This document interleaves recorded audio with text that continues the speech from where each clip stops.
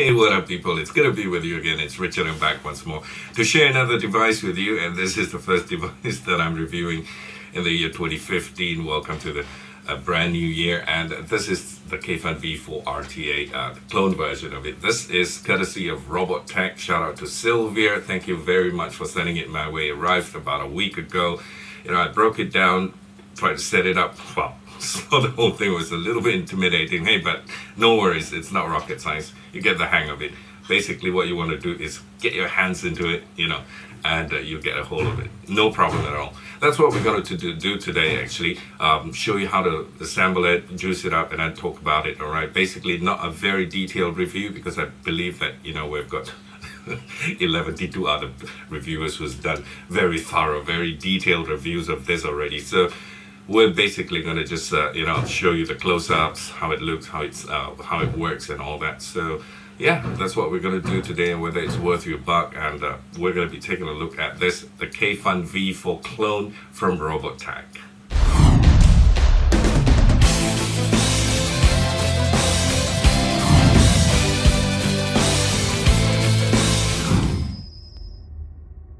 Close-up time with our Kayfun V4 here, the clone version from Robottech in China. Exactly one-to-one clone, even the box as well. You can see the Somestro logo here. Everything stays different. Exact duplication of the original. Even with a tamper-proof seal, which I've already broken it up and tested the device for a week. And for the purpose of this review, I've put it back just to show you. Kayfun 4. Designed in Russia, made in Germany. As we all know, this is not the case with this device here. Okay, opening it up, you can see we have a parts leaflet here that shows you all the separate parts, which is kind of scary at first look at it, but no, you're not going to be dismantling all the different parts in it. It's just to show you all the different parts that makes up the Kayfun 4, which comprises of 41 separate pieces all together. And at the back, you see Kayfun V4, the picture of it. Everything stays different. Somestro logo right up there, and you have the QR code here. It takes you to Somestro's website. And besides that, we have the instruction guide, which is advisable for you to read through it. And it comes in different languages, and that's why it's a little bit thick here. Shows you how to do your coil as well.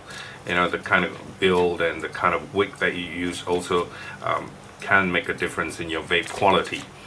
Then you have the device itself here, and comes together with two different tanks. One is the PMMA plastic tank here, which I think in Malaysia we call it the M tank. Right, so that's one here, and also comes with a glass tank. This is for your acidic juices, will be very handy for that. And of course we get to the device right now, putting this aside, the entire box. And here it is up close. We have Somestro engraving here, and also the logo engraving, which is kind of nice. Very well made, very well built. No rough edges or anything like that for a clone.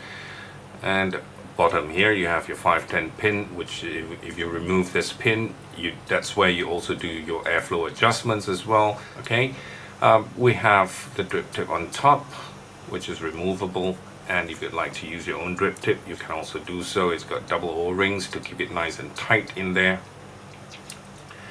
Let's just put it back and take an overall look. Your airflow holes here, 1, 2, 3, 4 all around. And this is the stainless steel tank that we have here. Okay, time to break it apart, and we start from the top. I'm going to show you how to work it. To fill up your juice, you're going to have to do it from the top here, just to show you. You're going to remove this top section here, all right? And this one, you're going to just screw it down. This top section, this is where you fill your juice, okay? Not in the middle, as you all know. It's at the side here. Just put in your bottle and fill it up, okay? So before you actually fill up your juice, what you have to do is close the juice control, so that when you close back the top cap here, you don't get any leakage from the air holes, all right? To close it, all you got to do is just turn it towards you counterclockwise. To open up the juice control, you turn it clockwise. All right, imagine and think of it as a tap, okay, except you do it the other way around. That's how you do it. That's how you fill up your juice. And if you just take a look, like I said, once I remove this, if you look here, it's flattened. The threading here is flat. on this side and on this side. That's because if you are screwing this down and you have excess air that's coming out, it escapes from the flat side, all right? So that you do not push the pressure back in and forces the liquid to come out. So that's the purpose of this, flat threading here. Just have to take out the top screw right now. That's another piece, a ring there, for you to hold down that piece.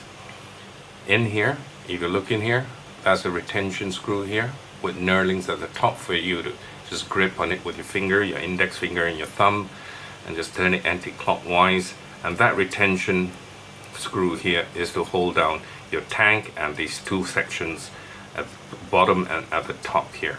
So once you've unscrewed this, it takes quite a while because the threading is kind of long. Alright, once you've taken it out, put it aside, and you can have this piece removed with an O-ring underneath to hold down your tank. This is the stainless steel tank. We're going to put that aside. This is this stainless steel tank with the Robbottech logo engraved on it. Yeah, and you have this section as well. You can remove. Okay, also with an O-ring. And then you have your chimney. Okay, so if you want to use, let's say, the PMMA tank, the plastic tank, just take it in your hand. You see the threading, be very careful, go straight in. You actually omit this piece. This is for the glass and for the stainless steel tank, all right?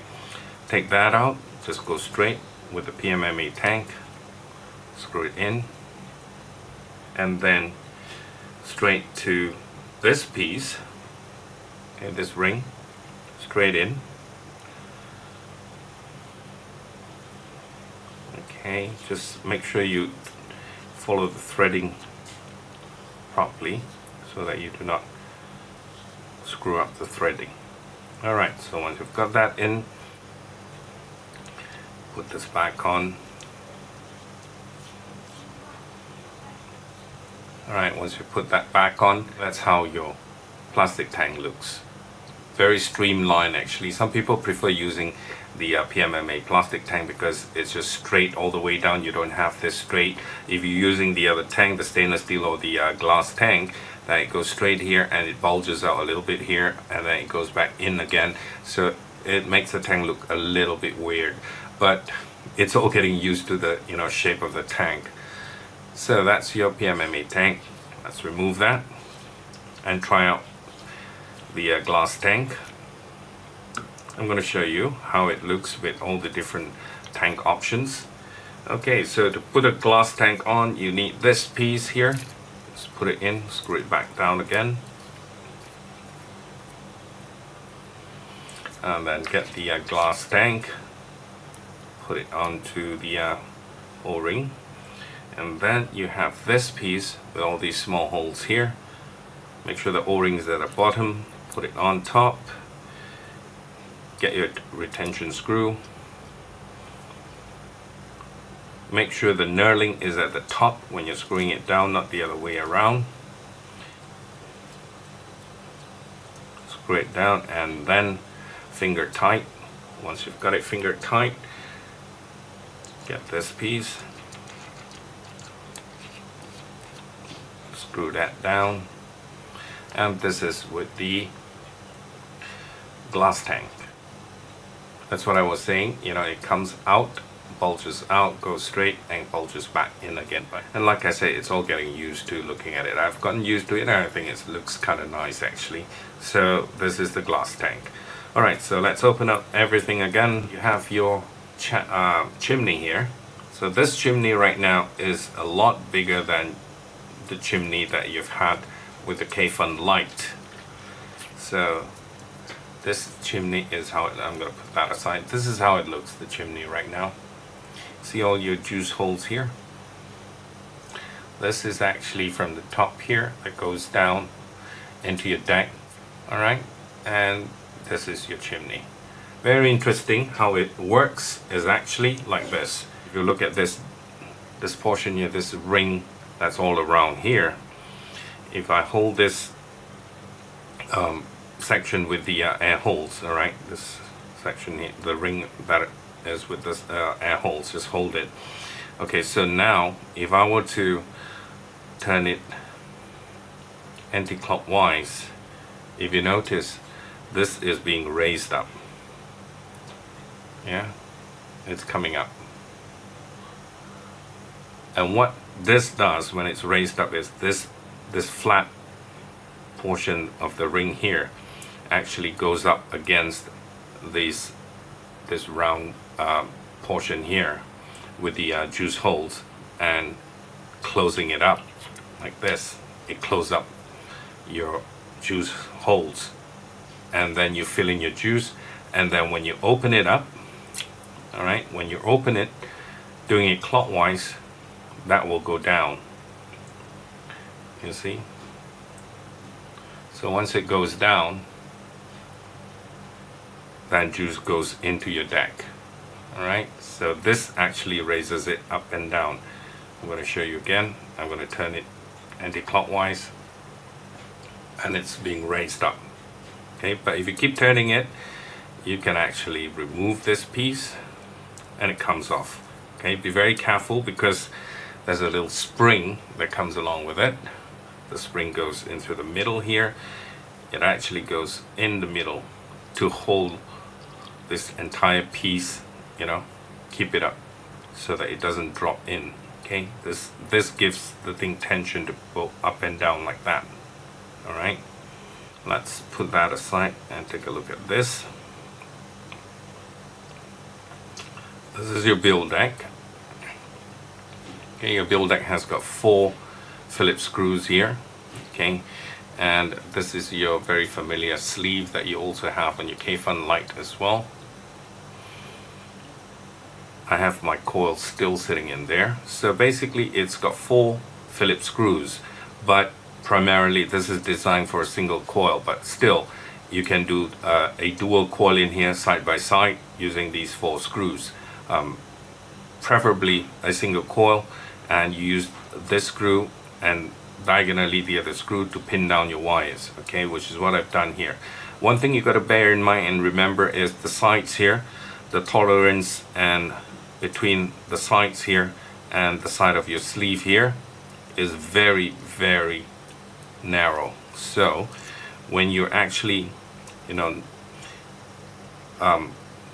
screwing down your wire, make sure you loop it and have a nail clipper to clip it as close as possible.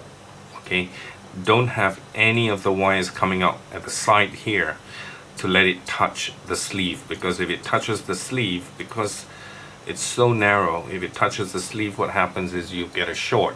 Okay, you see how narrow it is? Right, so that's the sleeve, and these are your juice holes. So your cotton should go through, seated right on top of the juice holes, not too much, do not block it. Alright, basically that's it. Okay, so now we're going to just grab some cotton right now. Okay, I've got some fiber wicks, which I've just picked up from a shop recently. Apparently these are really great wicking material, gives you really good flavor. Like I said, the kind of cotton that you put in there and the coil you build makes a whole lot of difference with your performance, vaping quality. Right, so we've got it in here. Good, we're good to go. So what I'm going to do is, right now I'm going to install it back.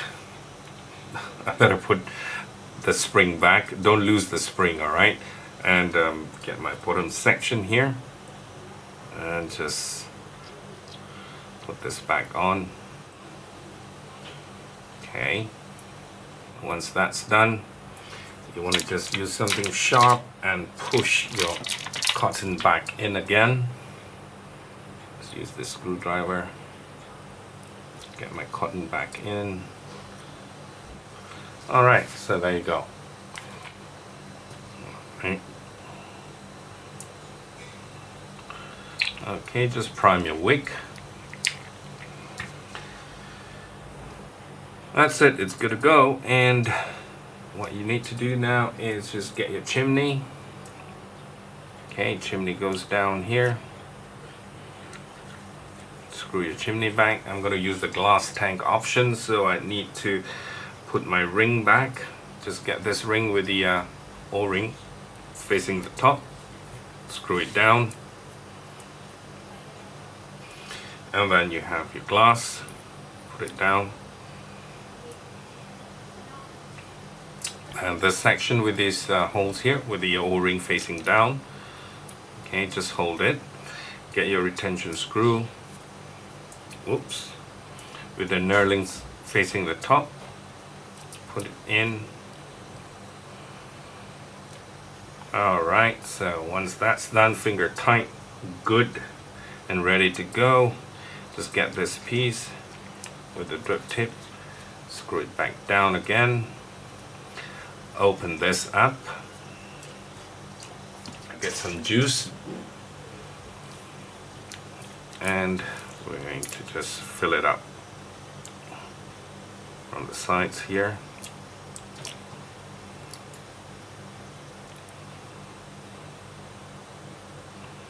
Okay, I'm not going to fill it up too much just for this review. Just close this. Alright, just something I want to show you very quickly. If you have got your juice filled up here and you want to do some fiddling with your coil, you want to do a rebuild in the middle of vaping, and you want to change your coil, and you've got juice in here that you don't want to waste. You don't have to suck out the entire atomizer of e-liquid and then throw it away and waste the e-liquid. All you got to do with the Kayfun V4 is just hold the ring here with the airflow holes, just turn it counterclockwise, close off your juice control, and then after that just remove your drip tip so you can stand it upright like that if you so wish to, and work on your coil. Okay, and just get yourself an Allen key that's big enough to go into one of these holes. In case this is too tight, you might want to need this as leverage, and just turn this. Once it's loosened up, you can actually use your finger to just open up the entire bottom deck and do your rebuild. Alright, so once you've done your rebuild, close back everything, tighten up your chimney and all that. There's going to be some juice that's going to get onto your fingers, but that's alright because it's just very minimal. And you close it back and just take a piece of rag, rub it down, wipe it off, clean it up. Very simple. The juice leak is just very minimal coming out from here because of the pressure once you release it. And then once you've got that down, tighten it back. Once you've tightened it back, you want to just open up your juice control again. Do it clockwise. Get by your drip tip, put it back inside. That's cool. And one last thing that I got to show you is how you want to adjust your airflow control. You want to just remove this 510 contact pin. Okay, take out this pin with a flathead screwdriver. Just put it in here. Put your drip tip to your mouth and then suck it and adjust clockwise and anti-clockwise. Alright, clockwise to close your airflow control. You can close it all the way down, okay, or you want to just open it up, make it airy. There's a little Delrin ring here, make sure you don't lose it. Put it back in its place. If it drops out, like I said, there's small little parts here, and then you get your 510 pin, push it back, and once you've made the adjustments, tighten back the 510 pin, and you're all ready to vape. Alright, back from the close-ups. Well, I don't have the authentic version, so I can't make the comparisons between the clone and the authentic, especially when it comes to aesthetic wise and things like that. And yeah, the price wise for the clone version in Malaysia, we're selling it somewhere around in the 100 region, 100, 120 or 130 around there. It's not more than that. All right, and that's about 30 US dollars. And the original, the authentic version, is retailing for 635 ringgit. This is 6 times the price from the clone. So for every one original, you can buy 6 clones, just saying, you know. And that price tag is 635 ringgit, which is about, what, 200 US dollars, yeah? Not many can actually afford the real deal. So I'm one of them, you know, so I got to settle down with a clone. I mean, think of it, the year-end festive season and the kids going off to school, restarting school again soon with the school term. You got to buy new uniforms, school books and everything. So as a family man, the clone will do for now. So anyway, but it's a great vape, whether it be a clone or not. This is the 1-to-1 version. It performs fantastically. The build is really nice, and the machining and all that is very accurate, so you don't get gaps or, you know, edges that will cut and things like that. Plus, all the plus points that goes with it. A lot of reviewers have got nothing but good things to say about it. Most of it, you know, good things to say about it. No complaints at all. Very small, minor complaints, even if there is. For starters, when you vape on this, you know, the first thing you'll notice is the flavor.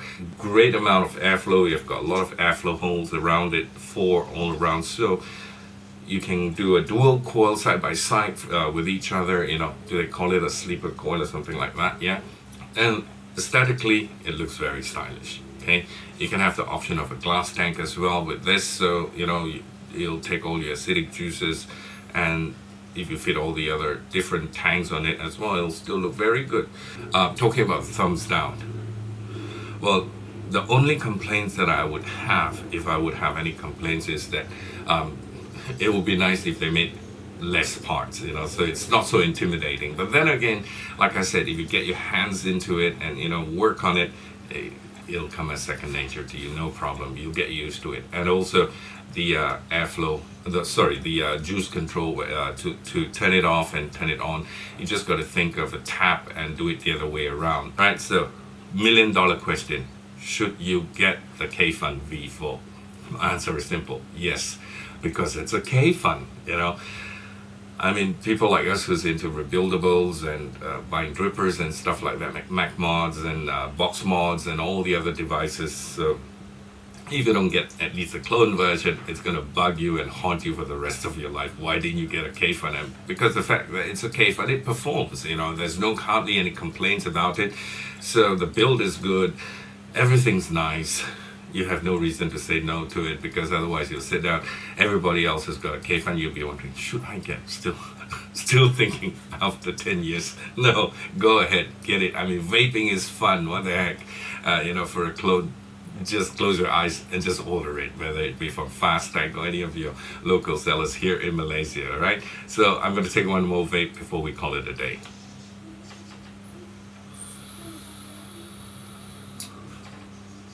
Very nice. Until I talk to you again, have a great start to the year and take care. Be good. Bye for now.